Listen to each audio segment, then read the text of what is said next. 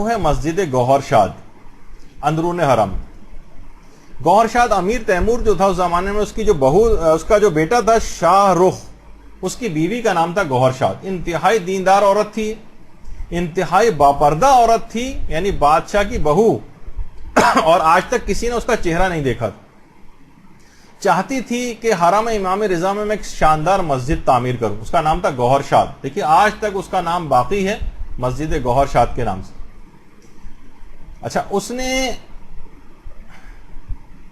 ایسے مزدور اور معمار بھرتی کے جن سے باقاعدہ شرائط نامہ لکھوایا گیا کہ تعمیر حرم امام رضا کی جو مسجد ہے، اس کا کوئی بھی کام جب بھی وہ کریں گے، کوئی بھی مزدور بغیر وضو کے کوئی کام نہیں کرے گا. شرائط نامہ لکھوائے گا، کوئی مزدور آپس میں لڑائی جھگڑا نہیں کرے گا، کوئی بد زبانی نہیں کرے گا، حرم کے احترام کا مکمل خیال کرے گا، اور مسلسل ذکر خدا زبان کے اوپر انجام دیتے ہوئے تمام تعمیرات اس مسجد کے کام کرے گا. بار برداری کے جو جانور، جو سامان وامان کو لے جانے کے لیے ہوں گے، ان میں کوئی بھی جانور کو بھوکا پیاسا نہیں رکھا جائے گا.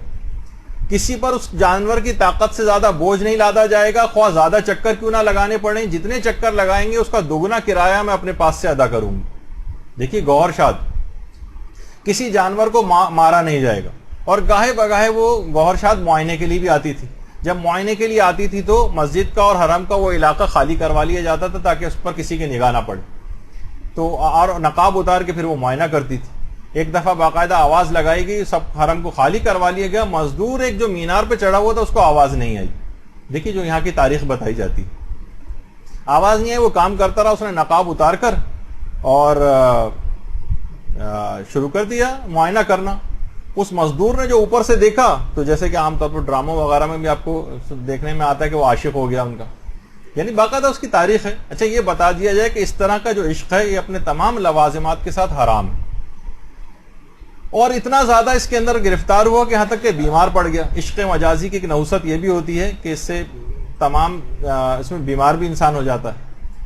اچھا، مینار کا بہت ماہر تھا، کام سارا رک گیا. بہت مختصر کر کے وقت ختم ہو گیا، اس وجہ سے جا رہا ہوں. اچھا، کیونکہ بہرحال گوہر شاد بہت رحم دل تھی، جانوروں تک پہ اتنا رحم کرتی تھی، تو اس مزدور کی عیادت کے لیے گئی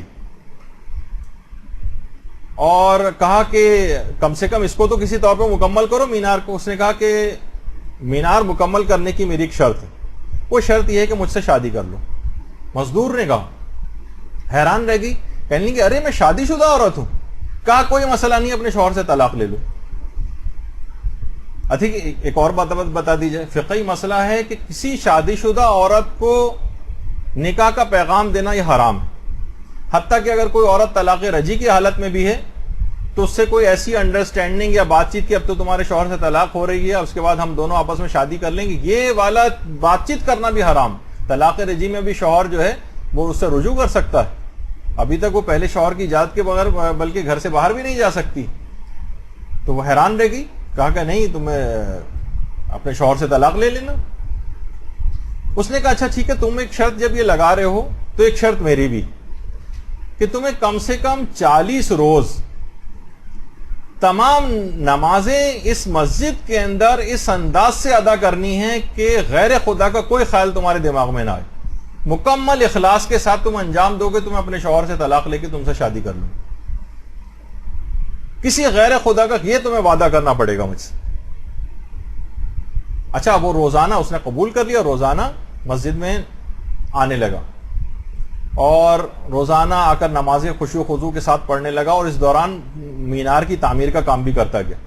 اچھا، جیسے جیسے 40واں دن قریب آ رہا تھا، گوہر شاد دل کے اندر بہت پریشان تھی. امام رضا علیہ الصلوۃ والسلام سے توسل کیا، اللہم صلی علی محمد.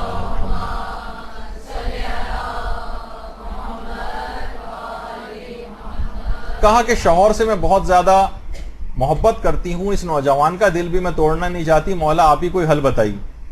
40 روز گزر گئے، وہ نوجوان آ گیا. پوچھا کہ ہاں کیا ہوا؟ کہا کہ ہاں 40 روز مکمل ہو گئے. کہا اب کیا ارادہ ہے؟ نوجوان نے، کیا میں طلاق لے لوں اپنے شوہر سے؟ اس نے کہا نہیں، اب اس کی کوئی ضرورت نہیں، تم اپنے شوہر کے ساتھ خوش رہو، مجھے اپنے پروردگار کے عشق حقیقی کی دولت اب مجھ کو مل گئی. اللہم صلی علی محمد۔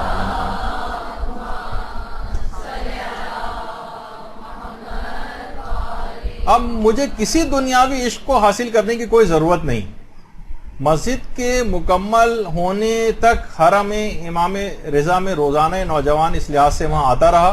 اس کے بعد مسجد کے مکمل ہونے کے بعد جو پہلا پیش امام بنا ہے مسجد گوہر شاد کا، وہ یہی نوجوان تھا، یہ نوجوان مزدور آیت اللہ شیخ محمد صادق حمدانی، جو زمانے میں فقیہ تھے، ان سے باقاعدہ پھر علم دین اس نے حاصل کرنا شروع کیا۔ تو آپ نے دیکھا کہ بہرحال مکمل اخلاص کے ساتھ اس نوجوان اور اس گوہر شاد کا جو اخلاص اس کے اندر تھا، اور اس لحاظ سے جو ثواب جاریہ کے کاموں کی اس کی نیت تھی کہ ایک ایسی مسجد میں بناؤں مکمل اخلاص کے ساتھ، آج تک اس کا نام اس مسجد کے نام کے ساتھ جڑا ہوا ہے۔ مسجد گوہر شاد حرم امام رضا کی مشہور ترین جو ہے مساجد کے اندر سے ہے۔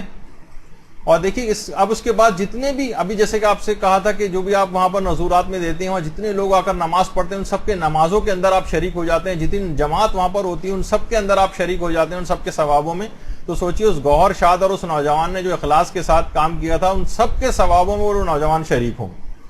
تو اس خاتون نے جو اس وقت کی جو عفت معابی اور تقوی جو دکھایا تھا، اس کے لحاظ سے، اور جتنے بھی عفت معاب نوجوان لڑکے اور لڑکیاں جن کی شادیوں میں تاخیر بھی ہو رہی ہے اور وہ عزت و عفت کے ساتھ پھر بھی بغیر گناہ کیے رہ رہے ہیں، ان سب کے لیے بھی سب مل کر بآواز بلند ایک درود بھیجیے۔